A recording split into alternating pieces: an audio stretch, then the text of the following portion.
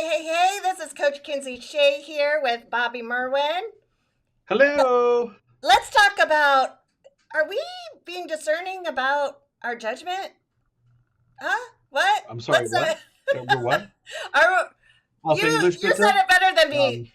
Um, I said it better than you. You I did. look. I finally figured out one good I tagline, know, and I know. now I'm on the Pretty much hook. we're Okay. talking about discernment and if we're being discerning about our judgment, because there's a whole lot of discernment that's not there's a whole lot of judgment that's not very discerning. So we just kind of Easy want for to you to say.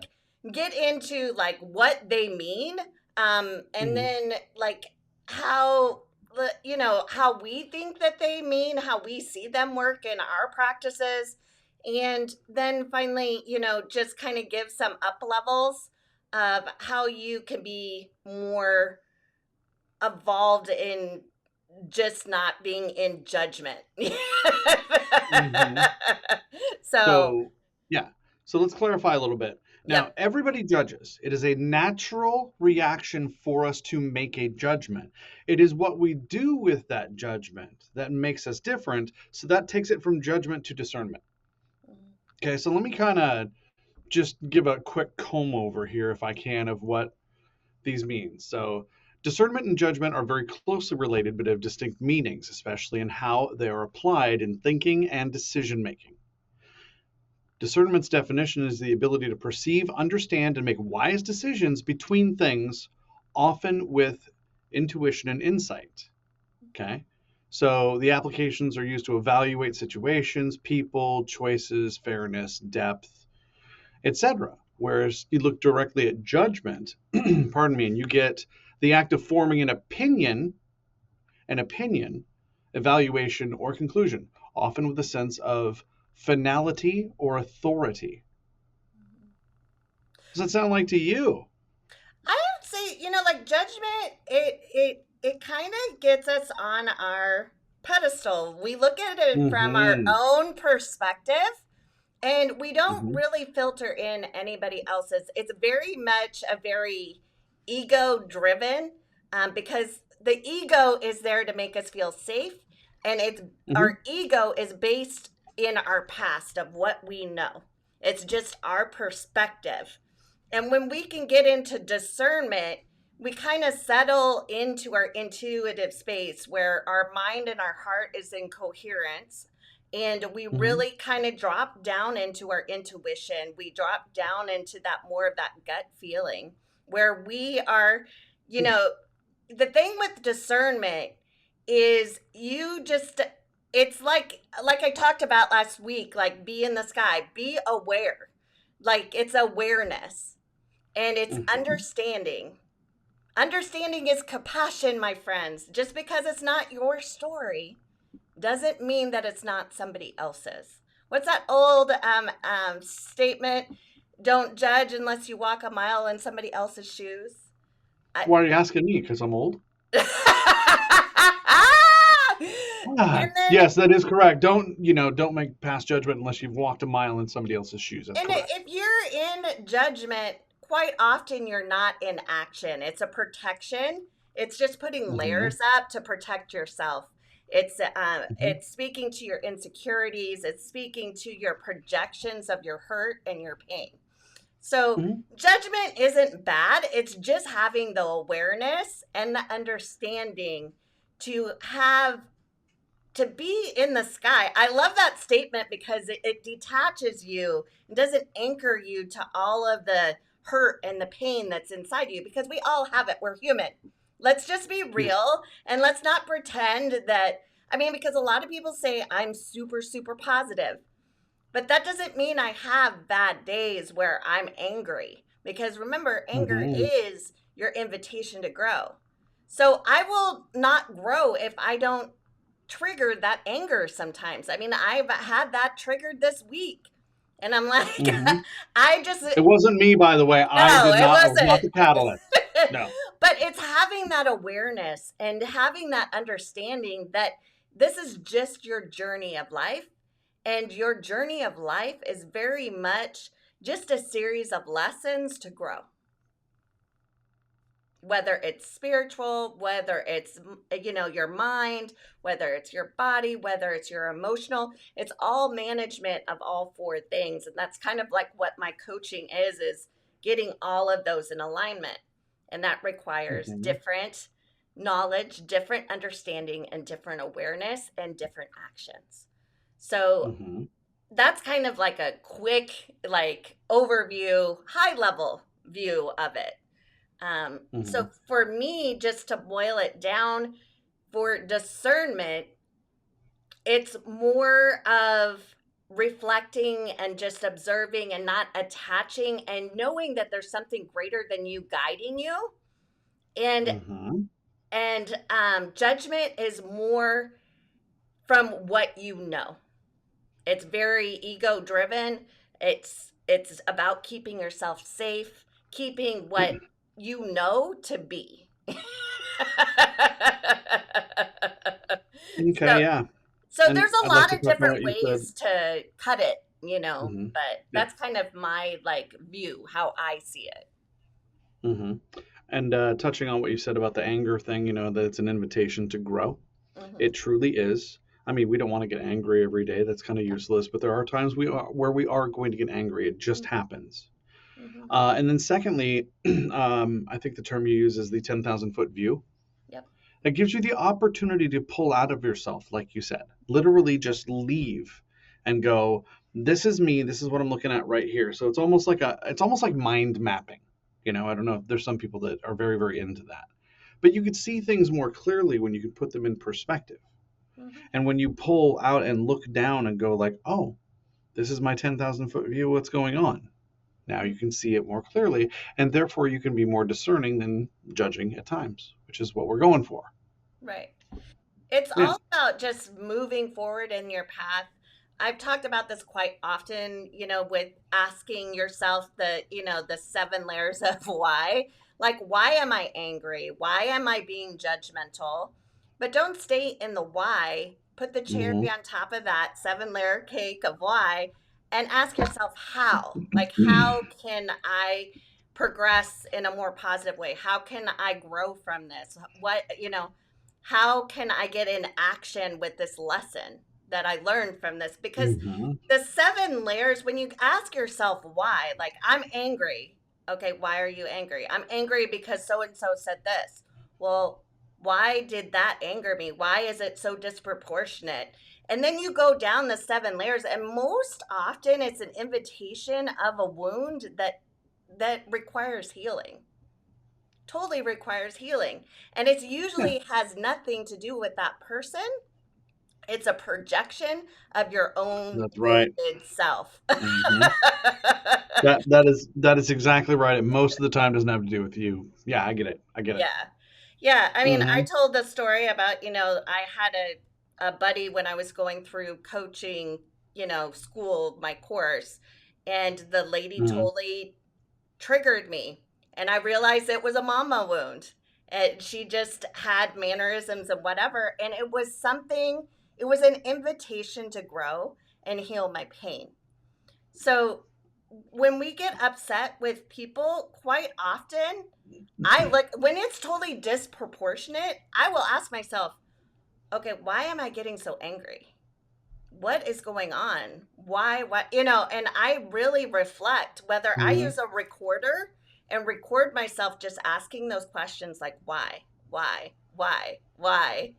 and how can I go forward? And then even, if you have this is a little bit more of an up level. It's having a conversation with that person. I wouldn't recommend that to everybody because it might come across, but I was in a coaching world where I could say, hey, this has nothing to do with you, but this triggered my mother wound. Like, you totally pissed me off and I don't know why. And we had a whole conversation about it. This might be better for a coach or a counselor to have this discussion, not the person, because usually it doesn't deal with that person at all. But I mean, I'm just inviting you to know your room and know your space and have awareness and understanding of where you're at and what resources you need. Because I think there's time and places for counselors. I think there's time and places for coaches. I think there's time and places for friend therapy. Hmm. You know what I mean? Right. So it's all being And aware. Yeah. yes, and you can expand that awareness by taking away some of the distractions in your life, and taking more time to concentrate on yourself. Some people find this very, very difficult to do. Very. There is a martyristic feeling to it. There's a guilt feeling to it, whatever. Sometimes you have to walk your way into it very slowly. But the more that we can get to know ourselves, the more we can get to heal the things that we're trying to heal inside instead of just avoiding them with television or death scrolling or dating or whatever. Or Sometimes you have to figure out yourself first. or unhealthy coping mechanisms. Uh, I think Unhealthy coping mechanisms. Actually, that was my band name, and we yeah. didn't do very well. It was terrible. Yeah, the music was horrible. But I think a lot of people, we live in this very type A, especially, the Western world, where we have our to-do list. We identify ourselves of what we do and what we have and not who we Mhm. be.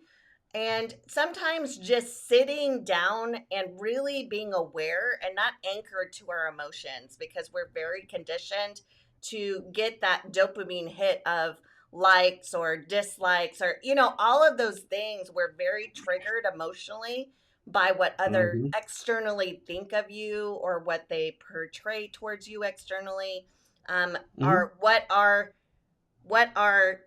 I'll call it meat suit looks like. you know um I just call it a meat suit because that's all it really is. That's not who you are. I was Mhm. very much in a space when I was younger where I validated myself by my looks and how people responded to my looks. Yes. Yeah, And I I did think too. that's very ingrained, especially in women. Depending, and there's different programming for different, like races of women, what they're supposed to look like. Yeah.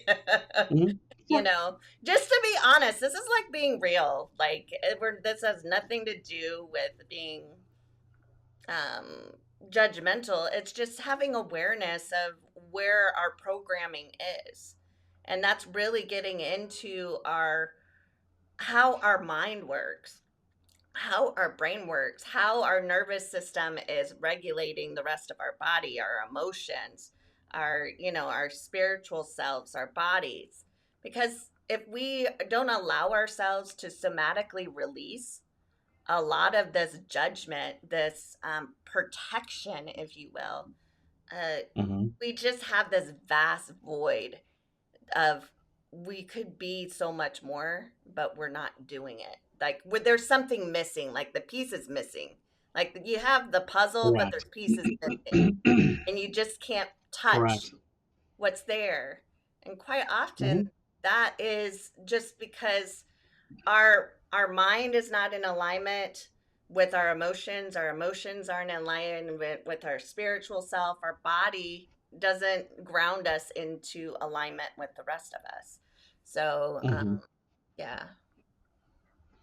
I get what you're saying. I wish that, I had an angle or a level to level that out for people easier. What you were saying about being in alignment and taking the time to do that for yourself. And a professor that gave it to us this way, he says, everybody is a pie. Okay. Whatever pie you want to be, you're all a pie. Now, you take a piece of that pie out, and other things are going to fill in where the hole was in that pie. And it's your choice what you put back in there to fill that up so that that pie is whole again. Now, Hmm. everybody's got parts of that pie, like finances and religion and family and kids and carry the four, everything, right? And they're all different sizes. Everybody's is a little bit of a different size. Right. And if you've got something bad in there that you need to take out, Yep. then do it. But replace it with something positive. Because if you don't, as they say, idle hands are the devil's work. Hmm. Put something positive in there. Like I've been, working on my motorcycle. I Right. got a gash on my finger terribly because of it right now. But it's worth it because it's positive. Because I'm out there having a grin. I've got nothing to lose. I'm just getting dirty. Right. And, I got music going in the background. I can't lose. So do something positive to center yourself, because I use that to center myself. I use it to actually think Right. while I'm out there, just like somebody would do that with reading a book or meditating or yoga or whatever. That's what I use to And do that. everybody's a different book. Like what works for me, it won't Hmm. automatically work for you because we have different passions. We have different, we have other spiritual journeys that we're on of Hmm. what we're supposed to learn. So for me, I like coloring. Like I like doing the adult books and just coloring and just zoning out. I like the first step though when I came from the very egocentric type A type Hmm. of person, the Yeah. first thing I did was I'm like, okay, I'm gonna do this positive thing. Like that's how I talked about it. Like people do it. I guess it effing works, and I'll try it. And I'll be grateful. Like this is I love that so much. You know what? Fuck positivity. That's it. I don't want it. No. Screw and your positivity. and I'll just do this gratitude. And I did this, 10 lines. This is something you can do, and you can really see what your auto programming is, like your self Okay. talk. Like, journal Okay. down your self talk when you do this because you'll learn so much about your programming doing this. Because I Hmm. so much did. Because I would do Okay. like the 10, like, I am so happy and grateful for. And then I would put the why because the important is why, you know? And so I would do my No, not list. the what. It's the why. Yeah, like why you're grateful. Like just So you do stating. put down what you're grateful for. Yeah, I go, Okay. Okay. I'm happy and grateful to open my eyes this morning because I easily could not have been here. You know what I mean? Like you Hmm. give a validation, yeah, a self, validation of why you're grateful for Okay. that. An internal validation, not like I'm happy and grateful for my husband because he's there. Like, I mean, or because of what he does. Like, gratitude isn't what people do, it's who they be. So, it's like shifting that to like just having this gratitude. Like, even when I went to like the grocery store, I'm like, I am so happy and grateful for, the stalkers, because they work during the night and they have to be away from their Hmm. families. I'm happy and grateful for, the people that deliver the gas, because they allow me to get to work. I mean, there's so many, once you start going down that rabbit hole of gratitude, Uh-huh. you see an interconnectedness in the world. It's not you Hmm. against the world, and you have this sense of oneness. And it's not going to happen. It's not going to happen overnight, okay? Because for Look, if six she's up on the months, mic, it is serious. yeah, for 6 months, I'm like, no, no, this is no, no, no, no. I mean, I was cussing. I was like, this is BS.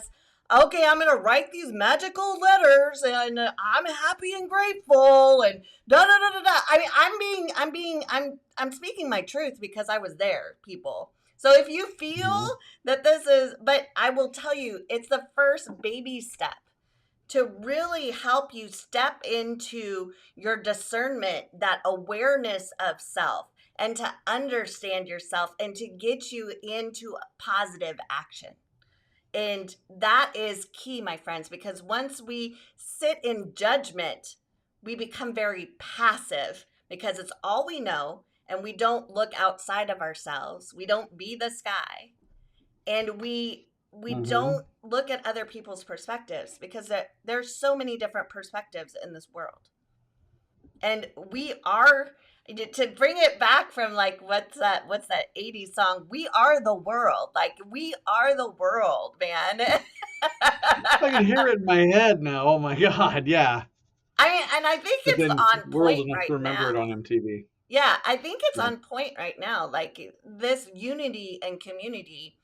I'm an empowerment coach, and I speak about that. It takes unity of a community to empower one another to be the best version of themselves.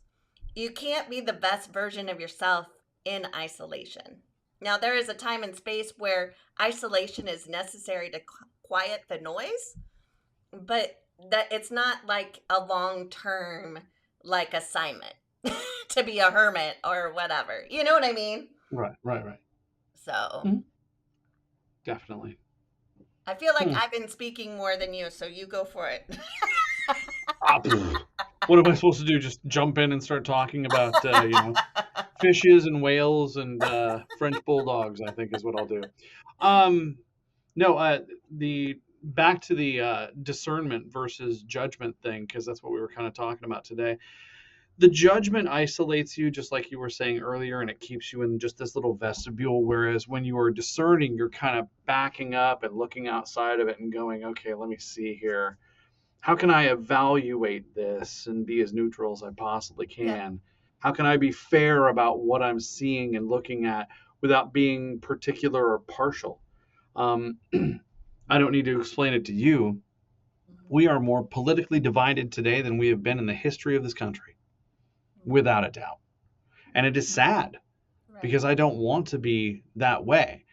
I think that people generally have the same idea of what we want to do with something. It's just that this side wants to take these 5 roads and this side wants to take these 5 roads to get there. And we need to figure out how to agree on that. So taking some time to discern why somebody would think that way instead of just judging them on what they're saying to you. That's going to make your life better, let alone theirs. Everybody wins if you use more discernment and less judgment. Well, I mean, there's things in every aspect of your life where discernment comes forward more powerfully, because if you come where you're in judgment, you're anchored emotionally, quite often most people do not listen to you. They view you as unhinged, not educated, because you know what I mean. Hmm. But if you come from Oh, I discernment, get it all the time. yeah. When you come from discernment, like you're evaluating yourself, you're understanding Hmm. yourself. Understanding yourself is understanding your values, understanding your boundaries. Because your values give you boundaries. It gives you like a railway, like a bowling lane of where you're going.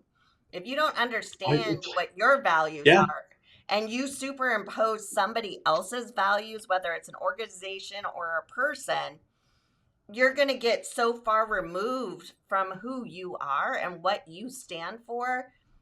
Quite often you can get manipulated quite easier because you're anchored emotionally.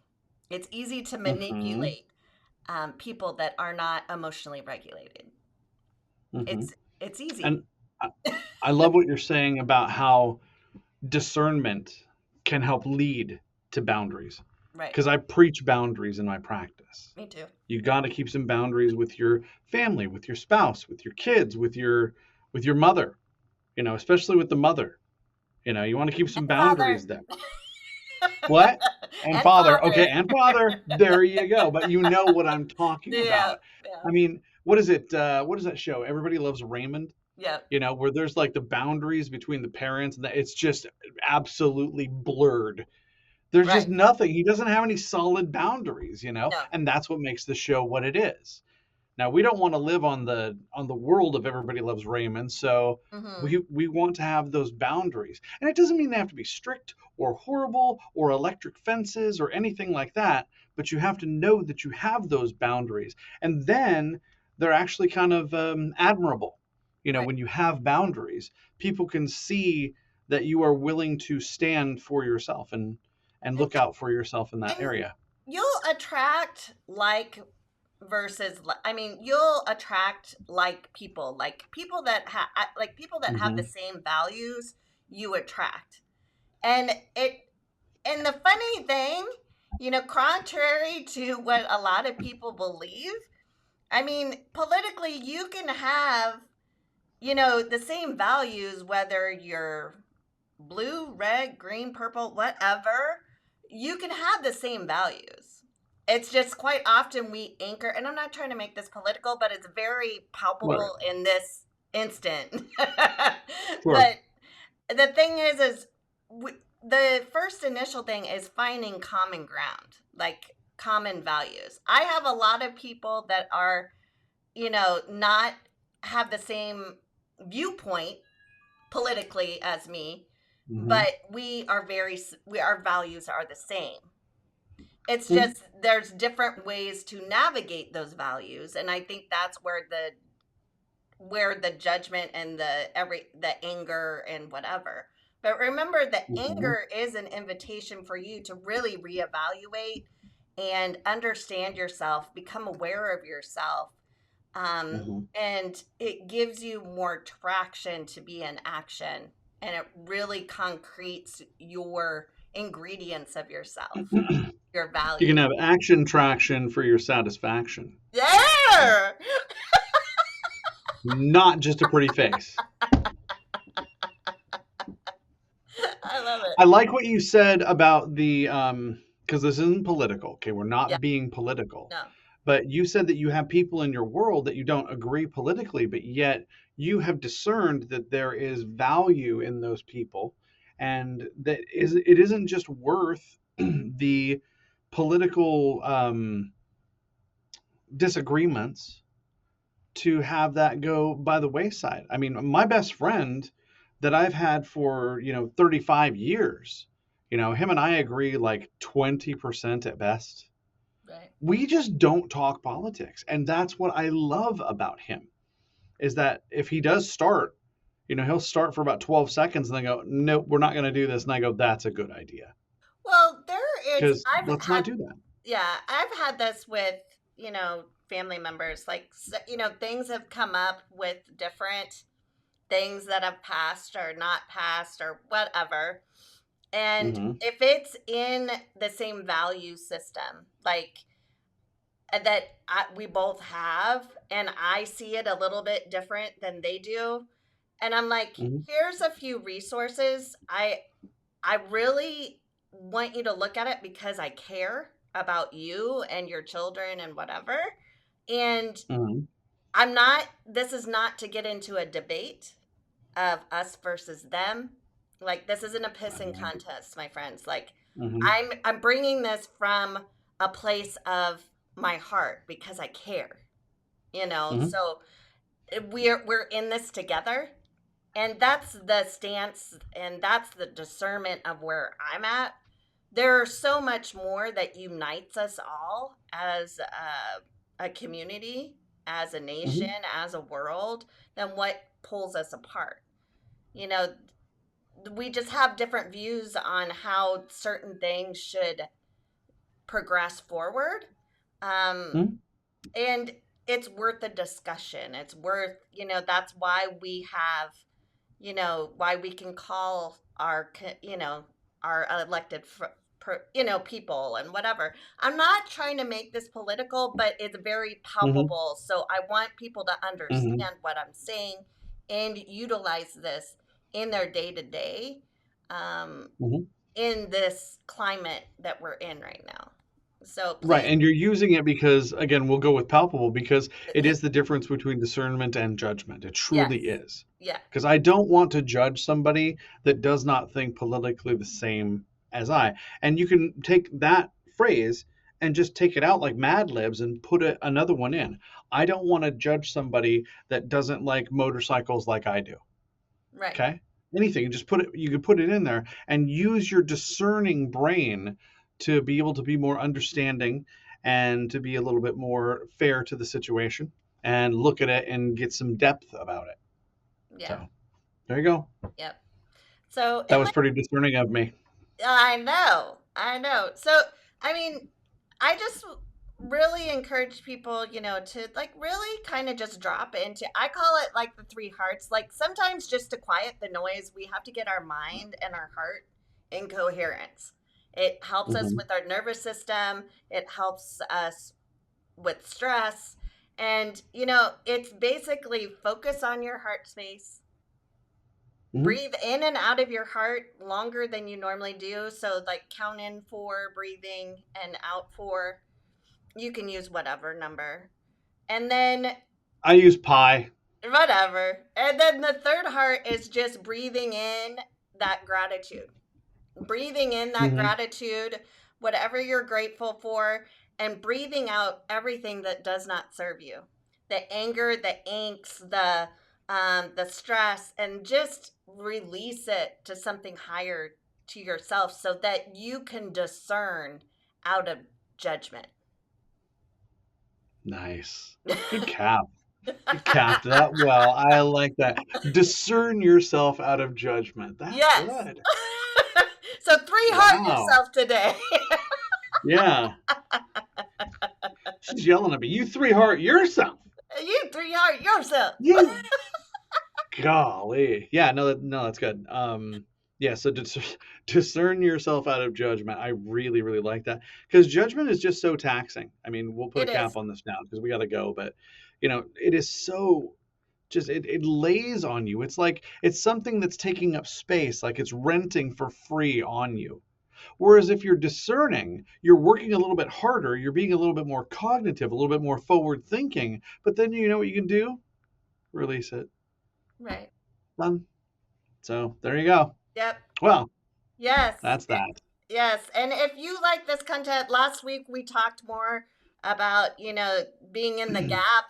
We talked about ACT, just really, anchoring into action and committing into yourself, being Mhm. aware. I talked more into like being this guy. So if you find this content good, find value in this, check out our last I think it was episode 41. I think this is 42. Yeah, this is 42. This is my lucky number.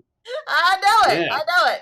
So let's Gen Xers, let's discern ourselves out of judgment in this climate. Let's Hmm. be this guy. Let's be higher than the thunderstorms, the clouds, the rain of the world right now, and just be a beacon for one another because it is needed. It is very much needed. Agreed. Yes, yes, it totally is. All Well, right. it's been a pleasure as always. Yes, yes. Like, subscribe, do all Thank that you. fun jazz. Share if you think somebody needs it. And we will see you next week. Yeah, share away, and we'll see you next week. All right. All right.